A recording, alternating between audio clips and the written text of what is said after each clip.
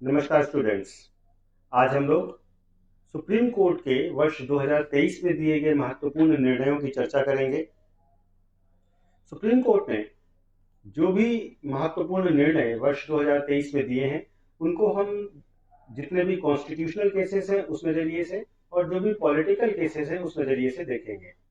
तो सर शुरुआत करते हैं। पहला जो केस था वो case Kaushal Kishore versus state of Uttar Pradesh and others था। इस केस में क्वेश्चन ये था कि फंडामेंटल राइट्स केवल स्टेट्स के लिए अगेंस्ट स्टेट है या नॉन स्टेट एक्टर्स के लिए है। तो सुप्रीम कोर्ट ने इस केस के मामले में कहा कि they are not only against the state but also against non state actors.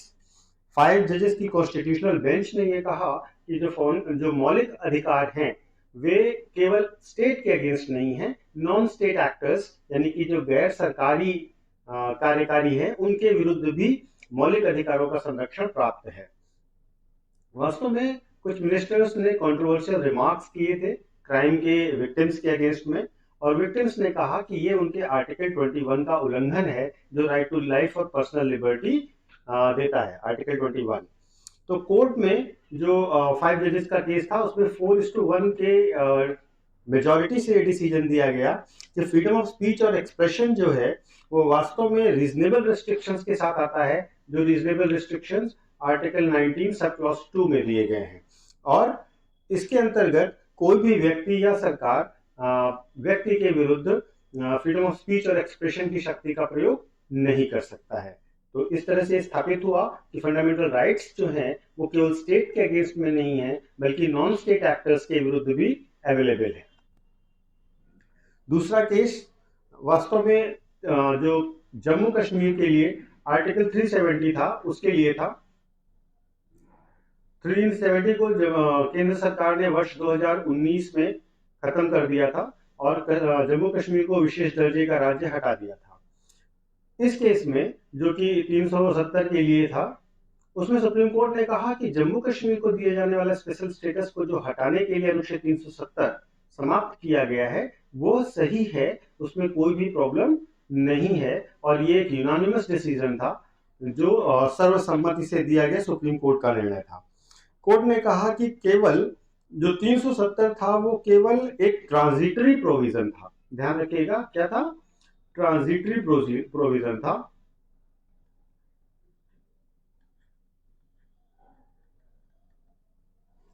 अल्पकालीन प्रोविजन था और इसलिए प्रेसिडेंट को ये पावर है कि वो 370 को खत्म कर सकें। इसके साथ साथ कोर्ट ने यह भी कहा कि जम्मू कश्मीर में कोई इंटरनल सॉवरेनिटी जैसी कोई चीज नहीं रह जाती है जैसे ही वो यूनियन ऑफ इंडिया में अपना विलय कर देता है।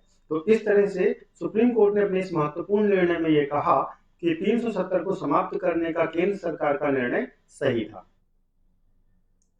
अब तीसरे केस में आते हैं। तीसरा जो केस है वो केस बेसिकली रिलेटेड है सेम सेक्स मैरिजेस से। इसके संबंध में सुप्रीम कोर्ट ने ये जो केस था ये Supriyo versus and Supriya Chakraborty versus union of India case था। इस केस में सुप्रीम कोर्ट ने कहा कि जो सेम सेक्स मैरिज है उसको लीगल रिकॉग्निशन नहीं दिया जा सकता है।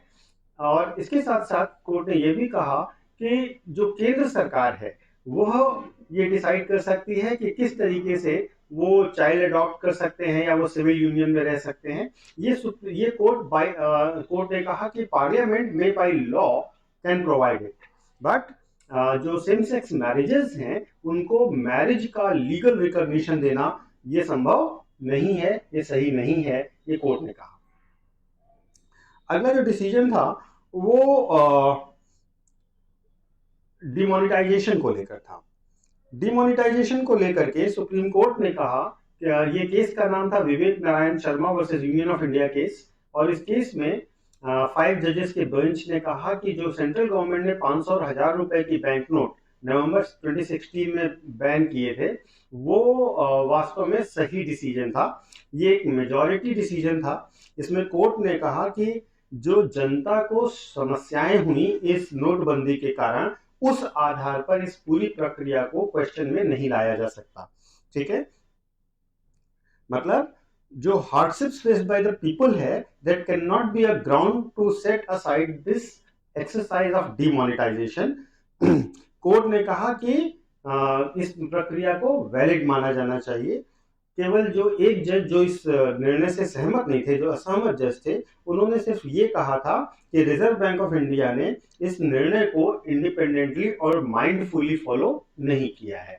अन्य जो मेजोरिटी में जज थे उनके साथ, जो 4 अदर जजेस थे, उनके साथ ऐसा कोई इशू नहीं था, उन सबने माना कि ये निर्णय सही था।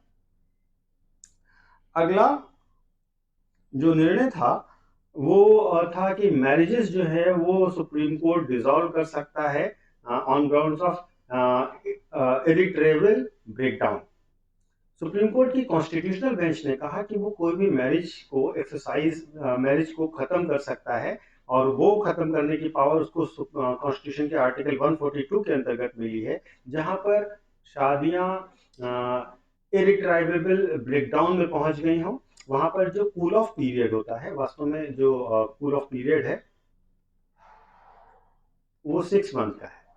ठीक है, तो कोर्ट ने कहा कि अगर ऐसी स्थिति होती है तो 6 मंथ के कूल ऑफ पीरियड को भी हटाया जा सकता है, और मैरिजेस अगर ऐसी स्थिति में आ गई हैं तो उनको कैंसिल किया जा सकता है।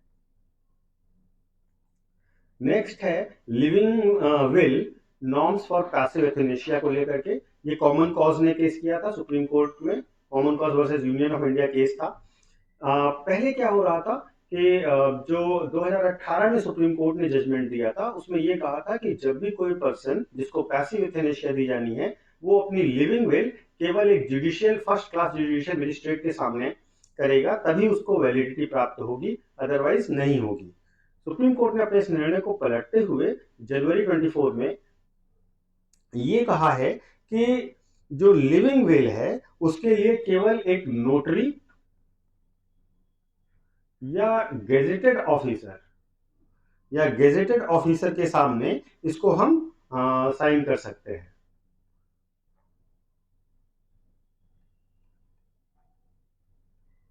अगर गेजेटेड ऑफिसर के सामने अप्रूव किया गया है, नोटरी के सामने अप्रूव किया गया, तो भी लिविंग विल की वैलिडिटी बनी रहेगी, ऐसा सुप्रीम कोर्ट ने कहा है। ठीक है, तो अब लिविंग विल का वो जो पुराना डिसीजन था जिसमें judicial magistrate first class judicial magistrate के सामने आपको करना था, वो अब हटा दिया गया है। नेक्स्ट है Delhi government versus lieutenant governor का केस था। इस केस में वास्तव में दिल्ली गवर्नमेंट जो है वो पावर चाहती थी अपने सारे एडमिनिस्ट्रेटिव फंक्शंस के लिए, जबकि सुप्रीम कोर्ट जबकि जो गवर्नर थे दिल्ली के, जो लेफ्टिनेंट गवर्नर हैं, वो पावर्स विदहोल्ड करना चाहते थे। तो ये केस था basically government of NCT of Delhi versus union of India case. Supreme court ने मई में अपना ये डिसीजन दिया और कहा कि दिल्ली गवर्नमेंट, इसके पास सारी सर्विसेज पर कंट्रोल होंगे नेशनल कैपिटल में, इंक्लूडिंग इंडियन एडमिनिस्ट्रेटिव सर्विस, लेकिन लैंड, पुलिस और लॉ एंड ऑर्डर के अधिकारियों को छोड़कर। कोर्ट ने यह भी पाया, कोर्ट ने यह भी डिसीजन में माना कि चाहे वो स्टेट हो या यूनियन टेरिटरी हो, उसको स्टेट लिस्ट और कंकरेंट लिस्ट पर कानून बनाने की पावर है, जैसे कि सेंट्रल गवर्नमेंट में सेंट्रल लॉ के अंतर्गत सेंट्रल गवर्नमेंट को है। लेकिन कोर्ट ने यह भी कहा कि जो स्टेट्स हैं वो सेंट्रल गवर्नमेंट के अंतर्गत ऐसा ना हो कि सेंट्रल गवर्नमेंट उनकी पावर्स को टेक ओवर कर ले। लेकिन इस निर्णय जिसमें सारी powers other than land, police और लॉ एंड ऑर्डर दिल्ली सरकार को दे दी गई थी लेफ्टिनेंट गवर्नर से हटाकर, उस निर्णय के आने के तुरंत बाद एक हफ्ते के अंदर प्रेसिडेंट ने एक ऑर्डिनेंस लाया जिसमें यह कहा गया कि दिल्ली गवर्नमेंट के पास ट्रांसफर और पोस्टिंग का और डिसिप्लिनरी प्रोसीडिंग्स का अधिकार है सिविल सर्वेंट्स जो दिल्ली के हैं उन पर। बाद में इसे कानून में कन्वर्ट कर दिया गया। ठीक है, तो ये अब संसद से पास हुआ कानून है और ये सुप्रीम कोर्ट के निर्णय को पलट दिया गया है। इसके बाद आप देखेंगे तो कुछ गवर्नर्स और स्टेट गवर्नमेंट्स के बीच में बहुत सारे विवाद रहे, जिस पर सुप्रीम कोर्ट ने क्या हस्तक्षेप किया वो भी आपके लिए जानना जरूरी है। तो 2023 के अंत में देखेंगे, अंतिम 6 महीनों में देखेंगे तो पंजाब, केरला और तमिलनाडु ने सुप्रीम कोर्ट में कहा कि उनके गवर्नर्स जो है इलेक्टेड गवर्नमेंट को काम नहीं करने दे रहे हैं, वो बिल्स पर साइन नहीं कर रहे हैं जो राज्य की विधानसभा ने पास किया है। ठीक है, ये था मामला जिसमें पंजाब, केरल और तमिलनाडु की जो राज्य सरकारें थी वो गई थी अपने गवर्नर के खिलाफ सुप्रीम कोर्ट। इस मामले में सुप्रीम कोर्ट ने 10 नवंबर के को एक निर्णय दिया और कहा कि पंजाब में जो भी गवर्नर हैं वो अपनी कॉन्स्टिट्यूशनल पावर्स को इस तरह से इस्तेमाल नहीं कर सकते जो राज्य के द्वारा पारित विधेयक को लटकाती हो। कुछ दिनों बाद सुप्रीम कोर्ट ने सेम डायरेक्शंस केरल के राज्यपाल आरिफ मोहम्मद खान के लिए भी जारी किए और केरल को भी सेम समस्याएं थी कि वो बिल पास कर रहे थे और वहां के राज्यपाल उन पर साइन नहीं कर रहे थे। अभी केरल गवर्नमेंट और तमिलनाडु गवर्नमेंट के डिसीजन पर फाइनल डिसीजंस नहीं आए हैं। पंजाब में सुप्रीम कोर्ट का ऑर्डर आ गया है जहां पर कोर्ट ने राज्यपाल को निर्देश दिया है कि वो समय सीमा के अंदर विधेयक पर अपने हस्ताक्षर करें, उसे रोक करके वो नहीं रख सकते। अगला मामला मणिपुर वायलेंस का है।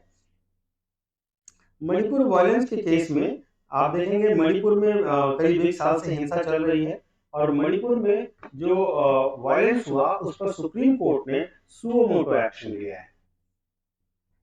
ठीक है, यानी स्वतः संज्ञान लेकर के ये निर्णय लिया है, जिसमें उन्होंने एक वीडियो देखा था। उस वीडियो में जो कुकी जोमी कम्युनिटी की 2 महिलाएं हैं उनके साथ मोलेस्टेशन और परेड हुआ। इसको देख करके सुप्रीम कोर्ट ने सुओ मोटो एक्शन लिया। सुप्रीम कोर्ट ने केंद्र सरकार और राज्य सरकार को कड़ी फटकार लगाई और कहा कि आपकी कार्यवाही काम उचित तरह से नहीं हो रहा है। इसके साथ साथ उन्होंने एक ऑल वुमेन कमेटी बनाई जो जस्टिस गीता मित्तल की अध्यक्षता में है, जो स्टेट में विवाद हो रहे हैं और संघर्ष हो रहे हैं उसकी जांच करने के लिए बनाई गई है। कोर्ट ने ये स्वतः कार्य किया है। इसके बाद अगला जो केस है वो राइट टू वोट को लेकर के है। सुप्रीम कोर्ट ने एक्चुअली क्वेश्चन रेज किया कि राइट टू वोट को फंडामेंटल राइट क्यों नहीं माना जा सकता है। तो भीमराव बासुनाथ राव पाटिल केस में सुप्रीम कोर्ट ने ये कहा कि जो राइट टू वोट है उसको फंडामेंटल राइट की तरह ना माना जाना एक पैराडॉक्सिकल केस है, जबकि डेमोक्रेसी का इसेंशियल फेस है।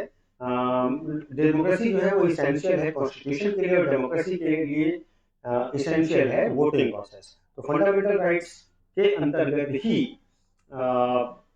राइट टू वोट को माना जाना चाहिए, ऐसा सुप्रीम कोर्ट ने निर्देश दिया।